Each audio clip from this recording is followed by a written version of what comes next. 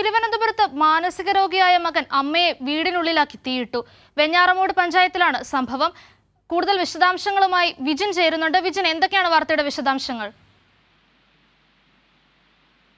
പഞ്ചായത്തിലാണ് സംഭവം. ഇന്ന് രാവിലെ 10 മണിയോടെയായിരുന്നു വീട്ടിനകത്ത് അമ്മയെ കൂട്ടിയിട്ട് മകൻ വീടിന് തീവെച്ചത്. തുണികൾ ഉൾപ്പെടെ കൂട്ടിയിട്ടാണ് തീവെച്ചത്. ഇയാൾ ഈ സമയം മദ്യലഹരിയിൽ ആയിരുന്നു എന്നാണ് പോലീസ് വ്യക്തമാക്കുന്നത്. മാനസികാസ്വസ്ഥം പ്രകടിപ്പിക്കുന്ന ആൾ കൂടിയാണ് ഈ അമ്മയെ പൂട്ടിയിട്ട ബിനു എന്ന് പറയുന്നത്. ഇയാളെ പോലീസ് എത്തി മാനസികാരോഗ്യ കേന്ദ്രത്തിലേക്ക് മാറ്റുകയും ചെയ്തു. 2 ദിവസം മുമ്പാണ് ഇയാൾ അമ്മയുടെ ശരീരത്തിൽ തിളച്ച വെള്ളം ഒഴിച്ചത്.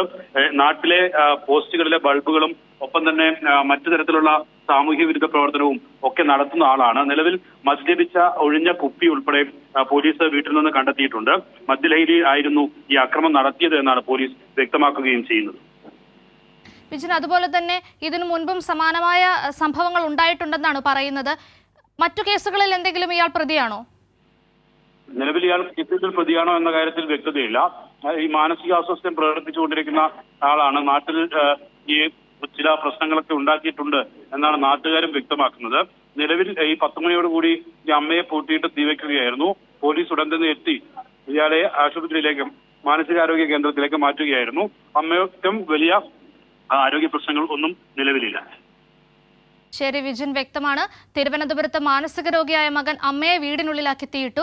വെഞ്ഞാറമൂട് മാണിക്കൽ പഞ്ചായത്തിലായിരുന്നു സംഭവം. വിവരങ്ങളാണ് വിജിൻ വായന്തോട് നൽകിയത്.